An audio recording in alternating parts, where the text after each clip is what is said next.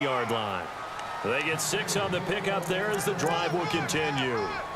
Oh, that's one to warm the hearts of all those old school football players, isn't it? Tough, hard, gritty run, got behind his pads, bowled over a few people. Look at that one, right up the gut. So up through 3 quarters, no reason to lighten up now. Toward the sideline, and look at that catch. Dragging the toes, and that's going to be a first down. Well done. That one goes for 16 yards. It sets him up 1st and goal.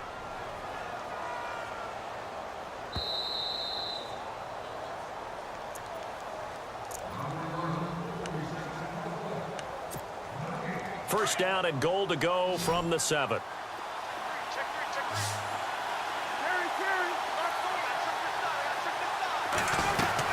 They'll try and run. This is Johnson. And the hole closes quickly here. He can fight only to about the 4.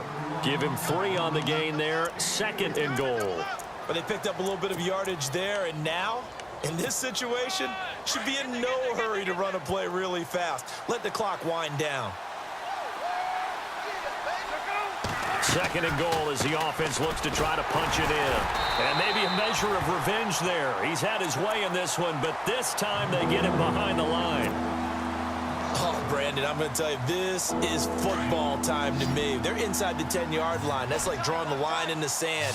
Who's going to make the stand here? Defensive guys, they know if he gets in the end zone, this ball game is over. And the guys with the football right now, they're thinking, let's just pound it in there. Got to hold him to 3 to keep this a 1-score game. And he couldn't hang on to it through the contact. Incomplete.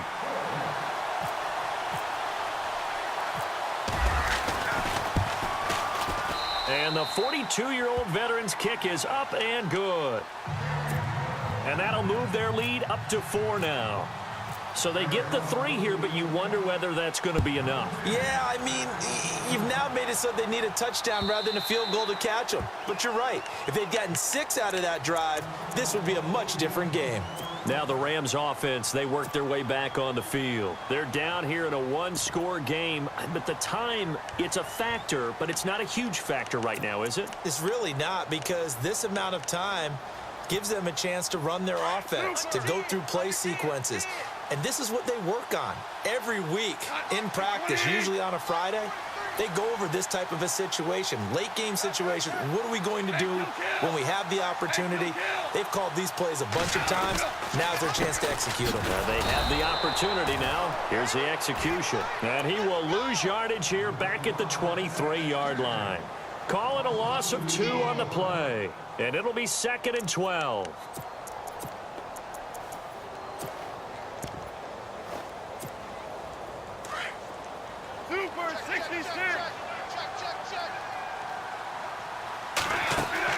Back to throw. He's going to let it fly. And, oh, a crusher there as it's intercepted. Picked off at the 45. And the return comes to a halt right at the 44-yard line. Yet another interception, and I just had to double-check my math.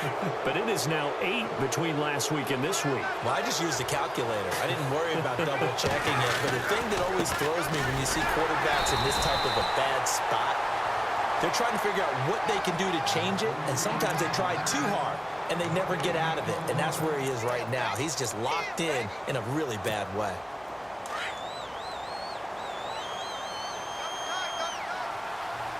And some extras coming up on the line here, readying for the blitz.